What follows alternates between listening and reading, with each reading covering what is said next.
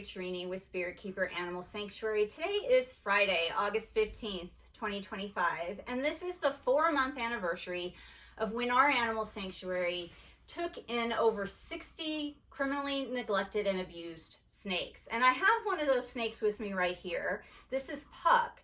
And let me tell you what Puck was experiencing when he first arrived here 4 months ago.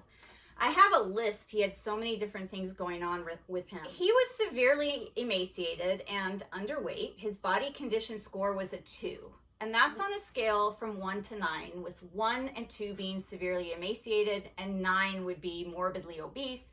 He was a 2. He also had stomatitis, which is also called mouth rot. So the scales on the exterior of his mouth had bacterial infections, and the tissue on the inside of his oral cavity was swollen and also infected. He also was severely dehydrated, along with the malnourishment. He had stuck shed, and of course, going along with the malnutrition and the poor body condition, he was severely underweight. So he is 6 years old, and he weighed 484 grams when he arrived. He's a Python Regis. I'm happy to report that today he weighs 606 grams. So he has gained 122 grams in 4 months. Now that may not seem like much, but refeeding syndrome is very important to consider when you're trying to nutritionally rehabilitate animals that have come from severe starvation, meaning they were starved for likely over a year, probably longer for some of them, because in order for a Python Regis to become severely emaciated to the point where they're catabolizing muscle, it would have to be 1 to 2 years of severe starvation, because they're very efficient at maintaining their body weight under starvation conditions. It's one of the adaptive things that snakes are very good at. So for them to become emaciated took a really long time. So it's going to take as long for them to regain their body condition as basically it took for them to lose it in the first place. And for somebody as severely emaciated as Puck was, he's here for the long haul. So while we have had a few of the snakes healthy enough to be adopted out, and we have a few more on our available snakes adoption webpage, which you can find by going to the sanctuary's main webpage at spiritkeeperanimalsanctuary.org and clicking on the link to see adoptable snakes. Now that's going to take you to a website where it shows you the snakes who are currently adoptable, the ones that have been cleared by our veterinarian and cleared behaviorally to go to adoptive homes by me, because I'm also our resident animal behaviorist. And then there's another page of sponsorship snakes, and those are the snakes that are going to be here a pretty long time, and they will hopefully be adoptable in the future, but not until they are fully rehabilitated and given the clearance to go by both the veterinarian and by me. So Puck is one of those that's going to be here longer term. We have discovered that some of the snakes, through routine fecal testing, have very heavy infestations of large strongyles, which are roundworms. And it's common for reptiles, for snakes, for other animals to carry some type of parasite load and load of protozoa, which are little organisms that can live inside the GI tract. But when the animals are severely immunocompromised, nutritionally compromised, or have their health compromised in other ways, the things that would normally live in their bodies at low levels and cause them no issues become a problem. The populations of those organisms, whether it be bacterial or parasitic or protozoa, can overpopulate the snake system and now become an issue because it's compromising their health even more. And all of the calories that they are eating are going to those organisms instead of to them. So we've had to treat the snakes for snake mites with NexGard, and that's an external parasite.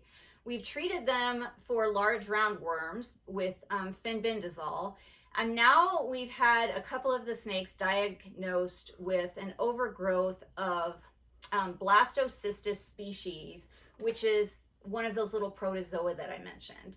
And so hopefully once these snakes get treated for those things, they can start gaining weight at a little bit more consistent level. But in 4 months, Puck's gained 122 grams, and we're really happy about that. His stomatitis is all cleared up, and he's had some healthy sheds. So we have a group of snakes going to see Dr. Liza Pfaff at Critter Care Animal Hospital at the end of this month for routine health checks. We're going to have more fecal checks done. And then a couple of them are going there to get certificates of veterinary inspection. And that is what the snakes need to get in order to be cleared to legally leave the state and go to adoptive homes. So each of the fecal tests is about $75. The health certificates are $200 or $250 each. And just the routine veterinary exams are $85 each. So if you would like to help with the ongoing veterinary care of these snakes, or if you would like to help getting one moved along to a new adoptive home, and you don't want to adopt one yourself, and you don't want to sponsor one on our website, you can call Critter Care Animal Hospital.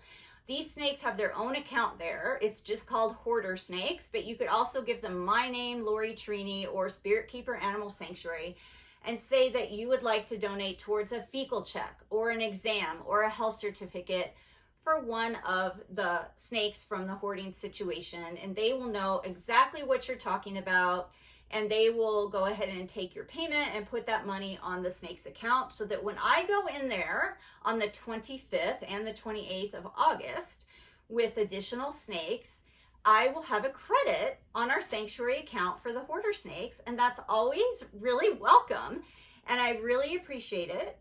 All of our extended rescue team and our core team leaders really appreciate it, but I can tell you who especially appreciates it, and that's the snakes, because they are really in need of intensive care and extended care.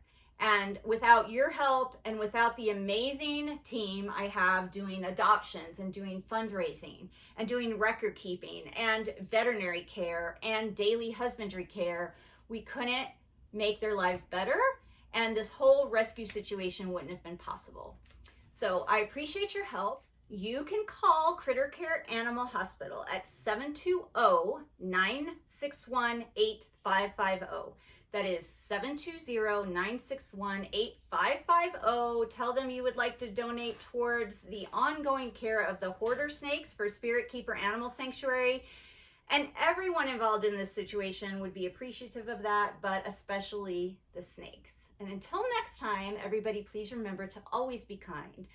Love your animals, and go to our website at spiritkeeperanimalsanctuary.org and check out the link to an entire website all about these very special snakes.